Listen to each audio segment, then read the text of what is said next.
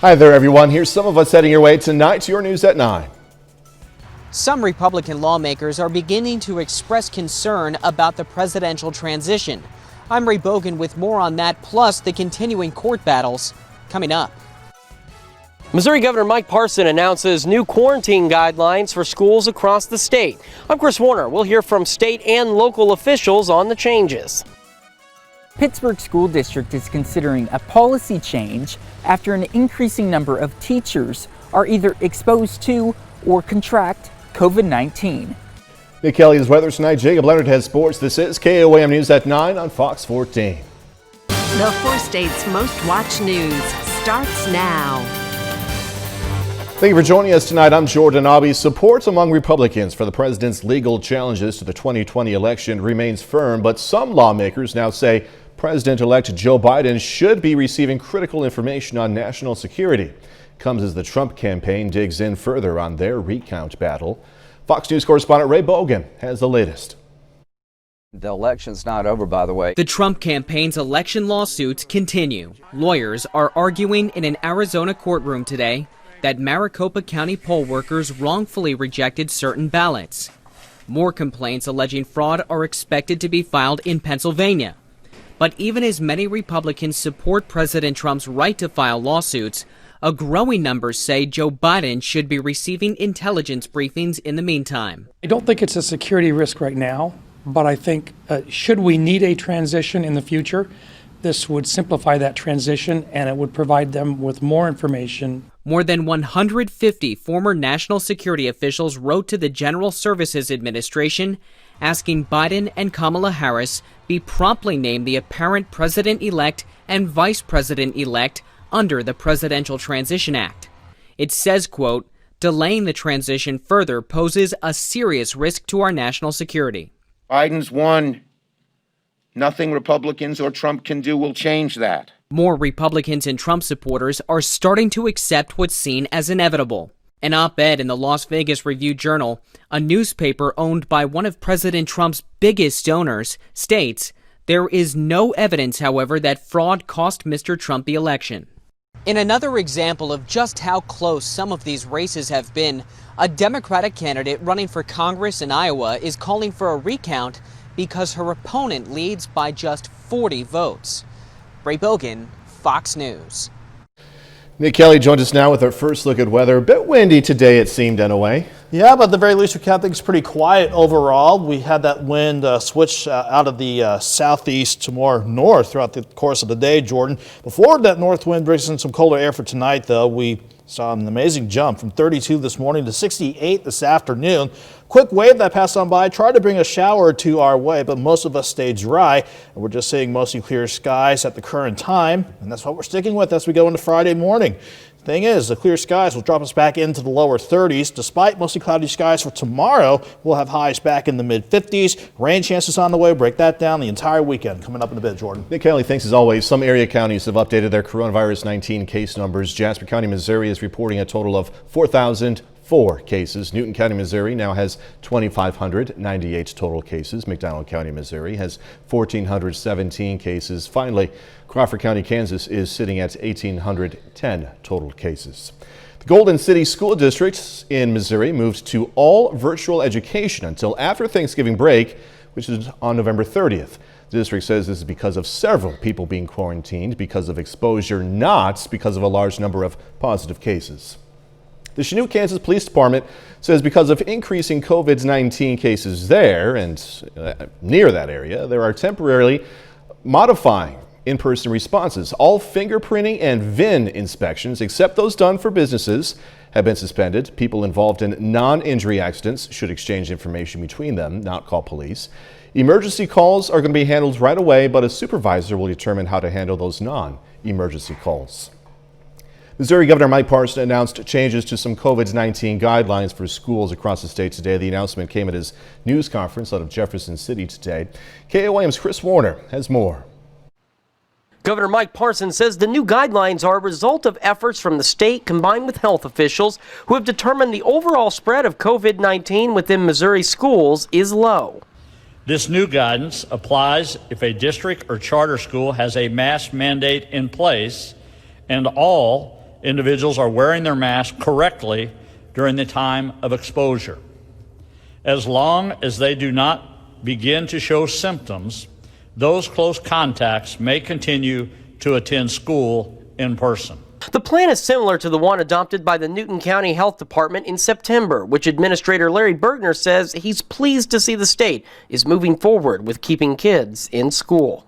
Newton County came out first with the modified guidelines because I saw the data was trending that way, and I felt strongly that the data would continue to trend that way, and I'm thankful that it did. We spoke with 3 area superintendents on how they feel about the change. Dr. Melinda Moss with Joplin Schools says it should help reduce staff workloads. If we can cut down on the number of quarantines and do it safely, then that is going to be helpful, and it makes us even more aware for the need for staff and students when they cannot socially distance to be wearing their mask. Dr. Mark Baker with the Carthage School District says it's a win for students. Sometimes it feels like we're quarantining kids from education, not from COVID. And it's very critical to have these kids in class. Online works for some, but not for all. And we think this is a positive change. We're still going to be very safe. We still have protocols in place. We're always concerned about the safety of our kids and our staff, and we'll continue to follow that. Dr. Jim Cummins in Neosho says they initially decided against the Newton County guidance because of pushback at the state level, but he's pleased to see the state pushing forward now. We're excited about it. I mean, it's what we've been asking for. So we will start looking at it immediately. We've already had meetings internally. In Jasper and Newton counties, Chris Warner, KOAM News. Superintendents say in the past they've had several calls from parents of students who have been quarantined multiple times in the past, yet have never gotten sick. The superintendents hope the new guidelines will reduce the number of unnecessary quarantines. Miami, Oklahoma. The mayor there, after a battle with COVID-19, is encouraging residents to help protect their neighbors. The mayor is recovering at home, but in a video posted from his hospital bed on November 7th, he encouraged residents to remain vigilant, also wear masks. Please, again, heed the warning of the mask and the hand sanitizer and the social distancing. It'll make a difference. If we can do this for the next 2 or 3 months, maybe we can get it pretty much out of Miami and out of our county. And that's what we need to get done to help protect others. COVID-19 cases in Kansas continue to rise, with the state reporting more than 1,000 new cases yesterday. The Pittsburgh Community School District says that's causing a new challenge when it comes to teachers. KOAM's Zach Dodge has this story. For months, one of the biggest concerns in schools has been to keep students safe, and that's still the case today. But now, Pittsburgh School District says they're seeing a different issue because of cases in the community. What we're seeing more is that we've got more teachers that are having to be placed into quarantine. According to the district, 2% of staff members were COVID positive on November 2nd. Out of the 750 staff members in the district, that's around 15. Since then, according to the district website, there's been 13 more staff members who have either tested positive or had high-risk exposure. But it currently isn't clear how many teachers are currently unable to work in person, since the numbers the district reports include all staff members, and they won't disclose that number directly. Also, even when teachers are quarantined, they can still teach remotely. But even that still leaves a gap. Because we still have our students who are in the building. Yeah. We have to have proper supervision. And we've got a lot of great substitutes who are here on a daily basis. But if you have more quarantines, do you have enough substitutes to make sure that you can adequately supervise all the students? The district is currently looking into different policy changes to address the problem, with one option being moving to remote learning within specific buildings. We don't want to make a knee-jerk reaction. We want to make sure that we are educating our public and our students, and especially our staff, if we have to make any changes. Until they decide what to do, officials and some residents are imploring the community to do what they can to flatten the curve. We as a community, in our families and our own personal circles, if we don't take the steps to care for ourselves, we expose those around us that try to care and help our children. In Pittsburgh, Zach Dodge, KOAM News. In all of Crawford County, Kansas, 13 school staff members are under isolation. 24 staff members are being quarantined. KOAM News at 9 on Fox 14 takes this time to honor one of our 4 state heroes. Earl Long served in the U.S. Marines from 1969 to 72. Native of Iola, Kansas, Long was stationed in Vietnam, earning several awards. We are proud to thank Lance Corporal Earl Long, tonight's 4 state hero. Nick is next with a complete look at the forecast. A bit later, Carthage and Webb City preparing for tomorrow night's district championship showdown. Going to hear from the 2 teams in sports.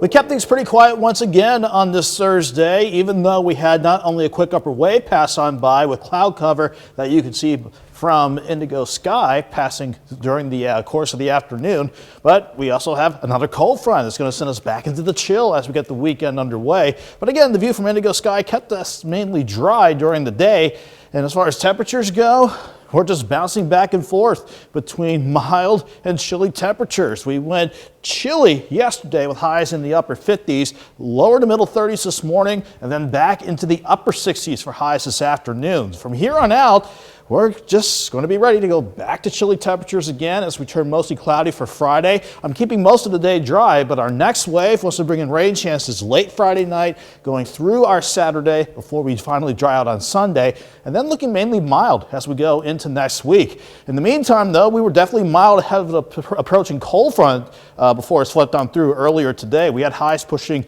mid to upper 60s across the board, but behind that cold front, you can see how the northwest wind kicked in, and during the 8 o'clock hour, we were seeing 40s really working in from the northwest as the colder air begins to filter in.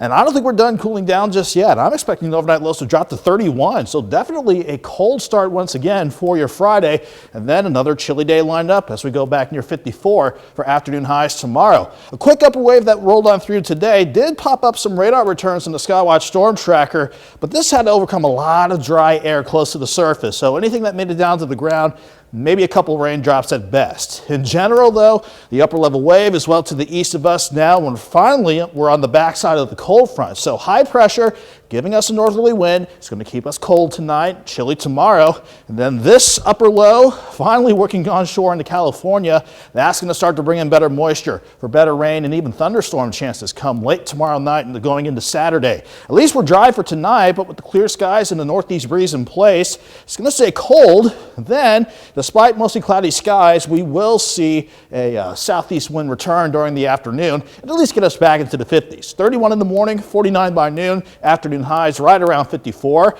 So you can see here we're dry for pretty much the entire day, but it's not until we go into the evening. After 9, 10, 11 o'clock, here's the wave bringing in a good abundance of moisture to bring in rain, periods of thunderstorms taking us through Saturday morning and even trying to stick around as we head through Saturday. But despite that, we'll go back into the 60s before another quick front turns us chilly again as we head toward Sunday. As far as rain amounts with this next wave on the way, running between maybe a quarter of an inch, half an inch, maybe some spots a little more if we can get some heavier pockets of rain to swing on by. In the meantime, though, let's keep things quiet for tomorrow. Highs near 54, mid 60s on Saturday despite clouds and thunderstorm chances. Mostly sunny and chilly on Sunday with highs in the mid 50s. Then we'll stay mild for much of next week. We'll go from 61 Monday to 70 by Thursday. Jordan? Nick, thank you. Coming up, a possible vaccine in pharmacies by late December, and it would happen during a very critical time. Deaths and hospitalizations related to COVID spiking across the country as the new coronavirus surge intensifies. I'm Casey Stiegel, the latest from the ground in Dallas. How long it takes a woman to become pregnant may depend on her preferred type of contraception and when she stops using it, for that matter. U.S. and Danish researchers say women who used hormonal IUDs had to wait the longest, up to 8 months, for their fertility to return after they stopped using the devices. Now, this new coronavirus surge is still grinding on, infecting millions of people, claiming thousands of lives. But there could be light at the end of this tunnel. At least one candidate says it's on the right track to get its vaccine into pharmacies by late December. Fox News correspondent Casey Stiegel has more now from Dallas. The numbers are staggering. More than 140,000 new coronavirus cases added on Wednesday, a new record along with more than 1,400 deaths. Every state now reporting an increase in cases and testing positivity.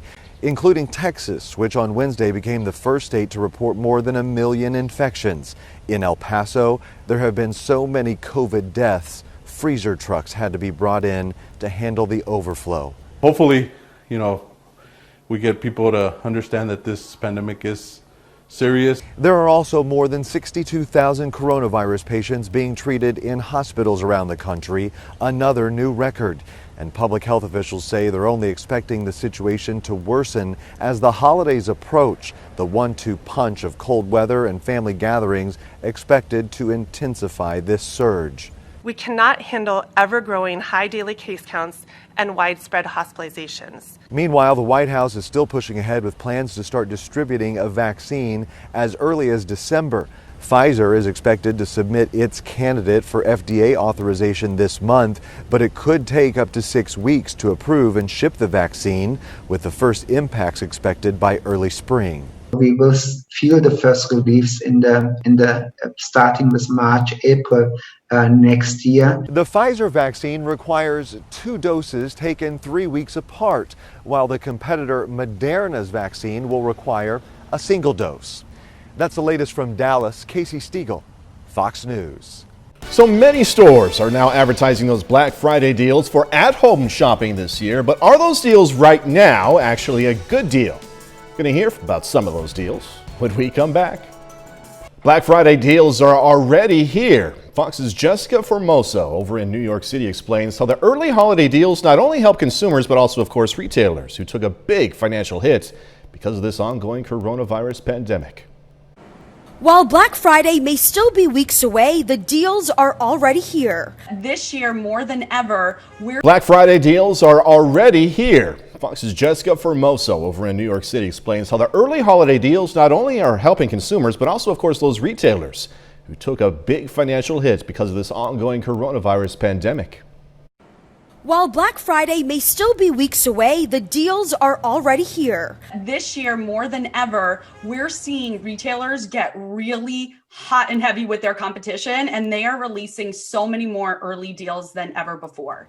Stores like Kohl's, Walmart, Target, Macy's, and Home Depot offering some deep discounts. Retailers have suffered with store closures because of the pandemic, and so they're trying to rack up sales. Andrea Warrock is a retail expert. She says retailers lost profit during the peak of the pandemic. That's their chance to extend the shopping season and earn even more profits during this really busy and critical time for retailers. She says there are more deals online than at the stores. This year, they know people don't want to go into the store. They know more people are shopping online. So they're offering more doorbusters online at plenty great deals. Target, for example, is hosting Black Friday all month long. What that means is every week they're going to be releasing a new set of doorbuster deals. They're also posting daily flash deals on specific products or specific categories every day on their site and in their app. Then there's Walmart and its Black Friday deals for days. You're looking at 50% off deals and name brand items too. Warrock says those looking to save on electronics and toys, this is the time to shop. A lot of people are worried that if they shop too early, they're going to miss out on a deal. But the deals that I'm seeing now, they're going to be the same that you'll see over Black Friday. If you do find a better deal closer to Black Friday or even Christmas, Warrock says don't worry. Many of the stores are offering price adjustments. Just save those receipts. Aside from saving some cash, another perk of starting your holiday shopping early, well, you are guaranteed that your packages will be delivered on time. I'm Jessica Formoso, Fox 5 News. All right, so the creators of this thing, goodness gracious, say it's meant to scare away bears. I nominate it for also scaring away humans. More on this unique machine when we come back. Ultra rare purple pink diamond just sold for a record $26.6 million. Look at that.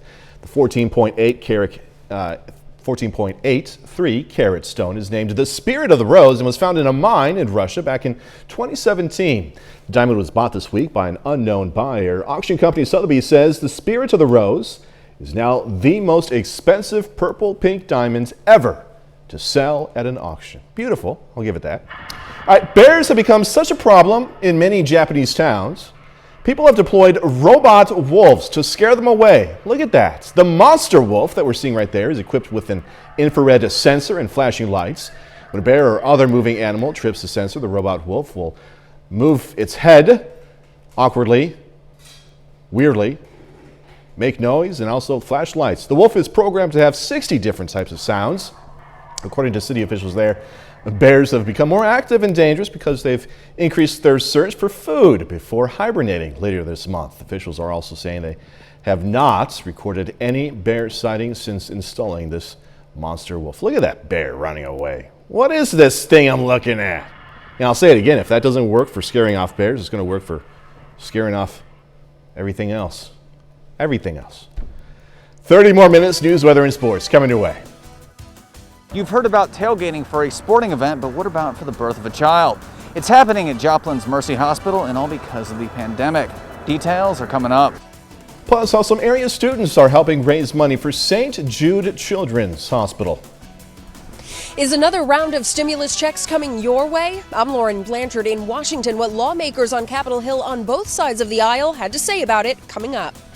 The pandemic means more safety restrictions, and that's especially true at local hospitals, but that did not stop a Joplin family from getting together at Mercy Hospital, celebrating the birth of a child in a very unique way.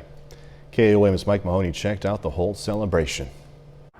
Pandemic restrictions at Mercy Hospital mean no crowded gatherings for special occasions, and that can be tough when a baby is due. We've unfortunately had to restrict our visitors to labor and delivery, which has been, it's very trying for our grandparents. But Monica Onstadt was determined to be there for her sister's big day. And with Mercy's blessing, she decided to throw a tailgate party in celebration of her new nephew. I kind of said it to my family as a joke, not really thinking we would follow through on it at first. And then everyone seemed to like the idea. And while this tailgate party didn't feature beer and brats, it did feature a very happy new aunt and some ecstatic brand new grandparents. In fact, KOM was even there to catch their reaction when the baby was born. He's here! We're so excited!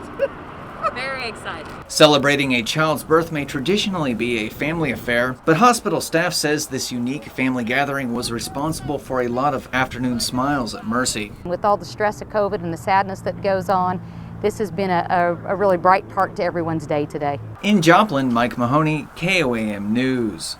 Congratulations, Onstadt family. Mercy Hospital says the families of any of their guests can tailgate in the hospital parking lot. In fact, they say they're going to be soon designating a special tailgating section with signage for future celebrations. Students at Park Elementary School in Columbus, Kansas are helping raise money for St. Jude Children's Hospital. They're taking part in the annual Triathlon and Mathathon. There are only about 5 days left in the fundraiser. The organizer says the pandemic is not stopping them from helping families in need. Yeah, I didn't think we were going to be able to do it because of what's going on. And 2 weeks ago, my principal and superintendent gave me permission to do it, and the kids were so excited. Fundraiser has been going on for about 13 years now. Organizers say in total they have raised around $83,000 for St. Jude. Great job. City of Pittsburgh hosted an open house tonight for people to look over plans for the East Quincy Street project. The project includes reconstruction of Quincy Street from Joplin Street to Rouse Street into a 3-lane road. It improves one of our corridors through the city. Like a fair number of folks use Quincy. And also it improves the connectivity for the pedestrians. The city was awarded a $3.5 million cost-sharing grant from KDOT for this project. Work is slated to begin in 2022. Well, nearly half of credit card holders believe that the holidays are an acceptable reason to accrue debt. That's according to a new creditcards.com report. 46% of millennials and parents think that it's okay versus 34% of Gen Xers and 29% of baby boomers. What's more than half of card holders that are already in the red would add to the total this holiday season. Experts say, don't do that, okay? Don't do that. TikTok is calling on the courts to help in its battle with the Trump administration. Under an executive order signed back in August, TikTok's owner had until today to sell off its U.S. operation. And this week, TikTok said it's received no clarity from the U.S. government about whether proposals made in September have been accepted. Americans hoping for another round of stimulus checks may have to wait until next year as lawmakers remain at odds over another coronavirus relief bill. Fox News correspondent Lauren Blanchard is over in D.C. with the latest on where negotiations stand. Senate Republicans, stop denying reality. Stop deliberately and recklessly sowing doubt about our democratic process, and start focusing on COVID. On Capitol Hill, top congressional Democrats delivered an urgent message to Senate Republicans. Since we passed the bill, the HEROES Act, over 100,000 more people have died. That could have been prevented. Their renewed calls to support a robust coronavirus relief bill come as the latest jobs numbers remain at record high levels. Another 709,000 Americans filing for unemployment benefits last week. That brings the total since mid-March, when lockdowns began, to more than 66 million Americans applying for aid, or roughly 40% of the nation's labor force. In Arizona, the National Guard this week loaded groceries at a local food bank as COVID cases across the Grand Canyon state continue to surge, topping 260,000 infections to date. In Washington, with under 50 days remaining until the end of the year, Senate Majority Leader Mitch McConnell signaled a deal on another relief bill is still far from being reached. The Senate's top Republican telling reporters his Democratic counterparts are still looking at something, quote, dramatically larger, adding, "That's not a place I think we're willing to go." Instead, McConnell is pushing for a more targeted relief bill, citing improvements in the economy and progress toward a vaccine. If things stay on track, we hope to have a safe and effective vaccine in a time frame that will be absolutely historic. Congress also has to pass a spending bill. They have less than a month to do it to avoid a government shutdown. In Washington, Lauren Blanchard, Fox News. A bit later, helping penguins in need.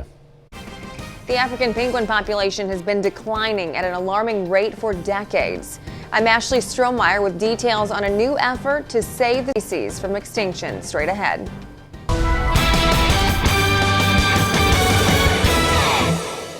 We kept things pretty quiet once again on this Thursday, even though we had not only a quick upper wave pass on by with cloud cover that you can see from indigo sky passing during the course of the afternoon, but we also have another cold front that's going to send us back into the chill as we get the weekend underway. But again, the view from indigo sky kept us mainly dry during the day, and as far as temperatures go, we're just bouncing back and forth between mild and chilly temperatures. We went chilly yesterday with highs in the upper 50s, lower to middle 30s this morning, and then back into the upper 60s for highs this afternoon. From here on out, we're just going to be ready to go back to chilly temperatures again as we turn mostly cloudy for Friday. I'm keeping most of the day dry, but our next wave wants to bring in rain chances late Friday night, going through our Saturday before we finally dry out on Sunday, and then looking mainly mild as we go into next week. In the meantime, though, we were definitely mild ahead of the approaching cold front before it swept on through earlier today. We had highs pushing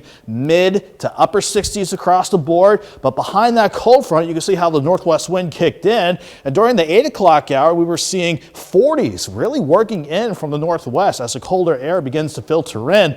And I don't think we're done cooling down just yet. I'm expecting the overnight lows to drop to 31. So definitely a cold start once again for your Friday. And then another chilly day lined up as we go back near 54 for afternoon highs tomorrow. A quick upper wave that rolled on through today did pop up some radar returns in the Skywatch storm tracker, but this had to overcome a lot of dry air close to the surface. So anything that made it down to the ground, maybe a couple raindrops at best. In general, though, the upper level wave is well to the east of us now when finally we're on the backside of the cold front. So high pressure giving us a northerly wind. It's going to keep us cold tonight, chilly tomorrow. And then this upper low finally working onshore into California. That's going to start to bring in better moisture for better rain and even thunderstorm chances come late tomorrow night and going into Saturday. At least we're dry for tonight, but with the clear skies and the northeast breeze in place, it's going to stay cold. Then, despite mostly cloudy skies, we will see a southeast wind return during the afternoon and at least get us back into the 50s. 31 in the morning, 49 by noon,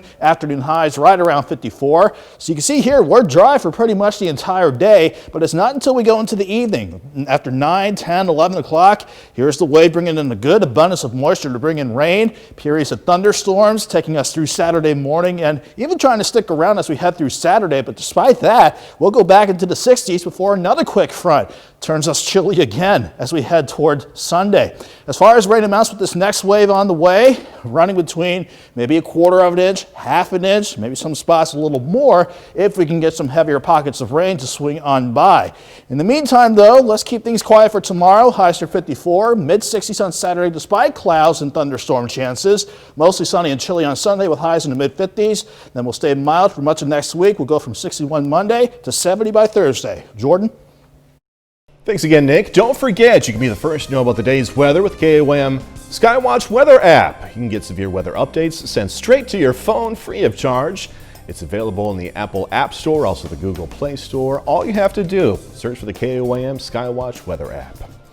Coming up in sports, Webb City and Carthage are going to meet for the district championship tomorrow night. Plus, Frontenac Raiders aiming to stay rolling after a slow start to their season. Sports Director Jacob Leonard has details next.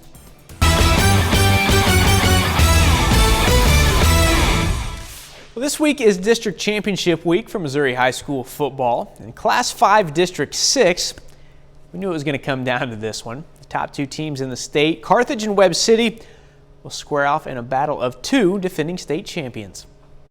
The Carthage Tigers and Webb City Cardinals square off Friday for the Class 5 District 6 crown. We were glad to get this chance to come out here and play because not everybody gets to play in these games. One of your main goals when you go into a season, you want to have the opportunity to play for a district title. This is where you want to be playing your best football. The two COC rivals were scheduled to play in the regular season in September, but that game was canceled due to COVID-19 issues in Carthage. That was a tough week on us. I'm sure it was on them. We played a game that week, so I mean, we were, whatever. When I found out we couldn't play, oh man, it was heartbreaking, and I'm just so glad we get the opportunity. It is what it is, and we dealt with it. Without playing Webb City, Carthage finished off a perfect regular season, claiming a COC league title. All you guys are the ones that said they were conference champions, so I don't know. Evidently, that's something new to me. I'm not sure what the kids feel about it, but we just try to control what we can control and get to this point. The Cardinals are the defending Class 4 state champions, while Carthage is the reigning Class 5 state champ.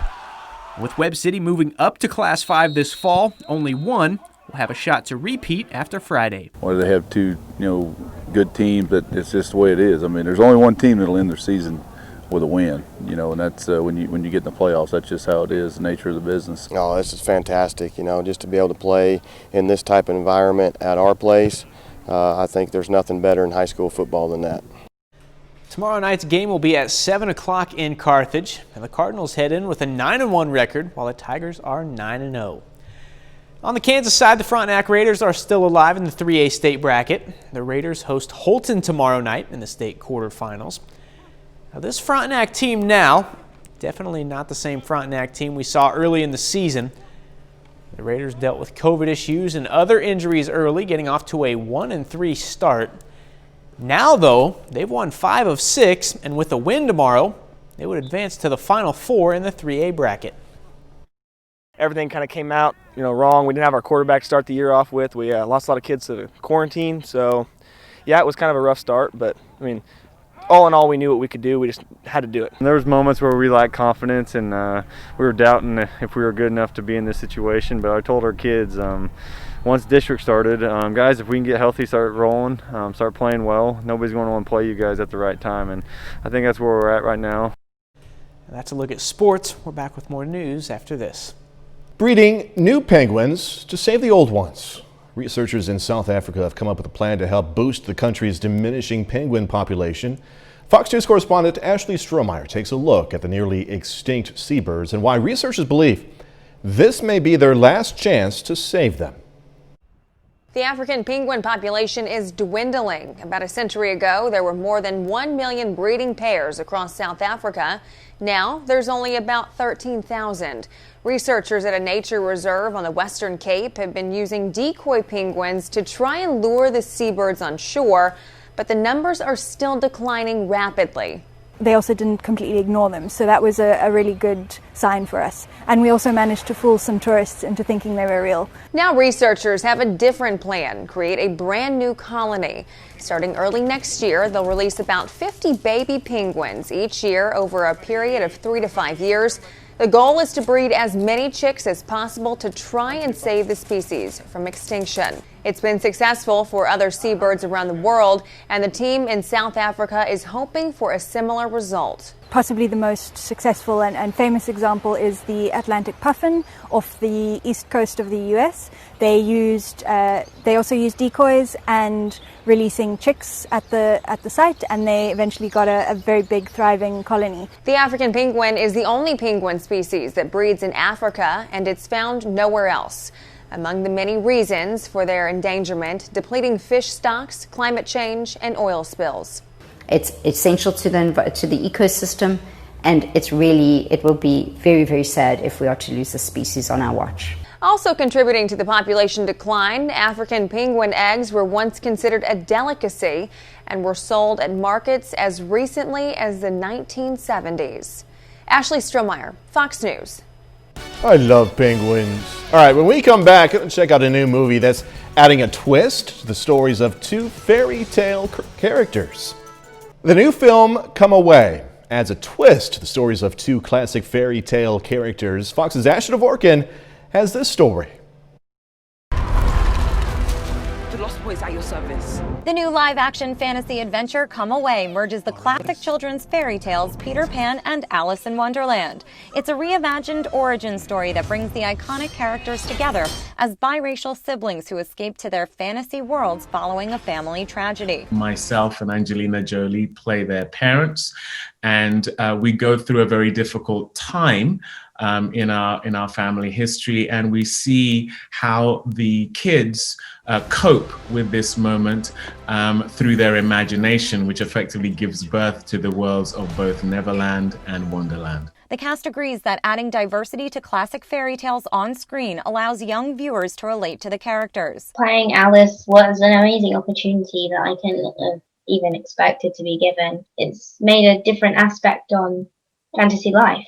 In this, I don't know, have boys and girls from different ethnicity groups, have they been able to connect with Peter always being a white boy in this modern day? Maybe, maybe not. But I think in Come Away, I loved playing him for me because I depicted him as, or portrayed him as, a multicultural hero that kids at my age or younger can identify with. Don't let life drag you down. You just keep floating above it. Growing up, I didn't get to see images like this in beloved fairy tales that I loved. And I know that that makes a difference to how you see yourself in the world. The film will be available in select theaters and on demand this Friday. In Hollywood, Ashley Dvorkin, Fox News. That's our time for tonight. Thanks for joining us as always. We're going to leave you with video of penguins. Look at those guys having a blast at the Shedd Aquarium's Theater in Chicago. Be safe. Do this all again tomorrow. See you then.